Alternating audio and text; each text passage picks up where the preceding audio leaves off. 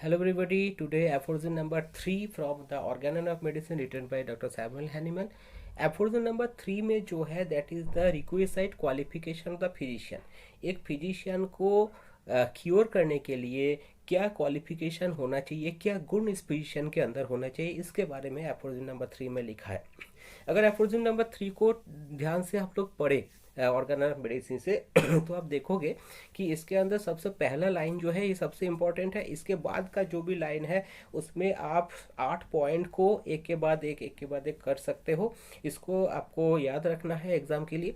तो पहला जो लाइन है ये इंपॉर्टेंट इसलिए है क्योंकि इधर बोला है कि if the physician clearly perceives what is to be cured in the disease, that is to say in every individual case of the disease. तो आगे इन्होंने कहा है कि कौन कौन सा चीज देखना है. मतलब फिजिशियन को अगर फिजिशियन अंदर से समझ सकते हैं, परसीव्स ये वर्ड इंपॉर्टेंट है, तो डिजीज में क्या क्योर करना है. मतलब आदमी तो बीमार होके आया है, तो उस बीमारी के अंदर, उस पेशेंट के अंदर की कौन कौन सा चीज, क्या चीज को पकड़ते हुए हमको चलना है ताकि उस बीमारी को जड़ से खत्म किया जाए उस पेशेंट के अंदर से. तो ये चीज परसीव करना होगा. ये बहुत इंपॉर्टेंट एक पॉइंट है एफोरिज्म 3 का. तो और क्या है कि क्वालिफिकेशन ऑफ द फिजिशियन क्या क्या होना चाहिए. इसको अगर हम देखें तो इसको एक पॉइंट से डिवाइड कर सकते हैं. अगर आप एफोरिज्म को पढ़े, इसी के थ्रू हम आगे बढ़ते जा रहे हैं. जैसे कि individual case of the disease, knowledge of the disease indication. तो फिजिशियन को ये जानना चाहिए कि knowledge of the disease indication क्या है, क्या क्या चीज सब पकड़ते हुए हम समझ पाएंगे कि डिजीज में क्या है. तो डिजीज के बारे में जानना है. दूसरा पॉइंट क्या है कि if you clearly perceives what is curative in medicine, that is to say in each individual medicine knowledge of the medicinal power. Medicine में क्या पावर है इसके बारे में उसको जानना चाहिए. And if he knows how to adapt according to clearly defined principles what is curative in medicines to what he has discovered to be undoubtedly morbid in the patient. Patient में क्या morbid या क्या unhealthy condition है और medicine में क्या curative है, ये दोनों को कैसे अप्लाई किया जाए. इसको हम ऑल्टरनेटिवली इस टाइप का बोल सकते हैं कि knowledge of application of drug knowledge to disease knowledge. Physician knowledge को ही अप्लाई करते हैं.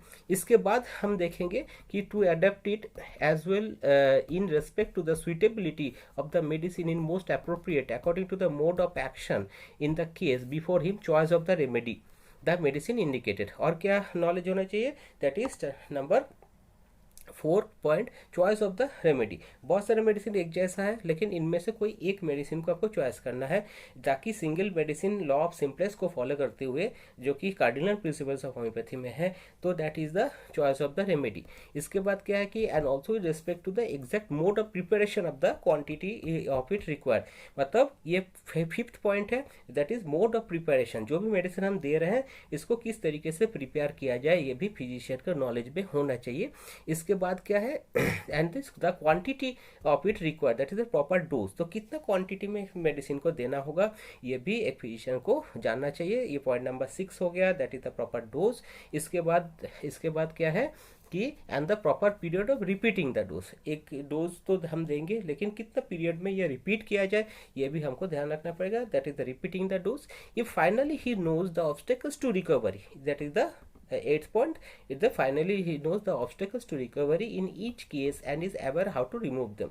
तो रिकवरी करने के लिए जो जो ऑब्स्टेकल्स है इसको हटाना है ताकि बेझंझट बेझिझक रिकवरी हो जाए. और इसको कैसे रिमूव करना है ये इसका नॉलेज फिजिशियन को होना चाहिए, how to remove them so that the restoration may be permanent.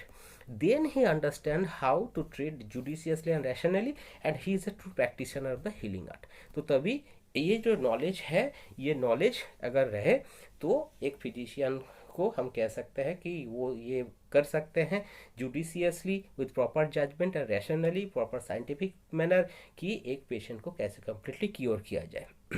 So this is aphorism number 3.